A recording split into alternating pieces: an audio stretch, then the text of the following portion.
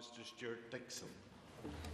Thank you, Mr Deputy Speaker. I welcome the opportunity to speak at the final stage of the bill and to echo my colleague Judith Cochrane's previous statements in relation to the legislation.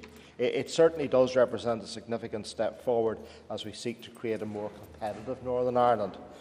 In previous debates on this legislation, the difficulties we face here in Northern Ireland due to our unique geographical position with stiff competition from the Republic of Ireland have already been outlined previously and in this debate. With an already low rate of APD in the Republic of Ireland, this legislative stage change will start to at least bring us closer to a level playing field with our southern neighbours on long-haul flights and will further enhance our capacity to attract new business. This progress, however, is not the end of the story. As we look to strengthen our position within future global markets, we must seek to use this momentum to build on our successes. It is essential that we continue to push for further devolution of regional air regulation if we are to meet our own long-term goals, and in this regard I would urge the Executive and the Minister to lobby and fight for greater Treasury cooperation in redressing inconsistencies. The track record of our air travel sector in contributing to the economy and the employment market here is clear for all to see, and on this basis there is rationale for further extending the facility to set our own APD rates to include travel closer to home.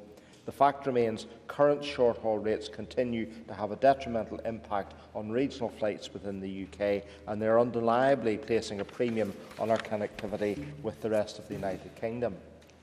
Mr Deputy Speaker, there is one issue which hasn't perhaps been raised by members here today in the debate, and that is the further disadvantaging of local travellers by the double payment of APD on other short-haul destinations when you have to transit through one of the London hub airports.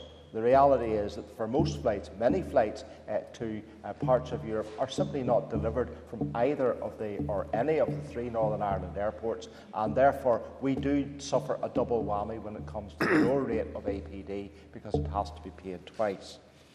So I would ask the Minister to continue to deal with those issues as we welcome and support the introduction of this bill today.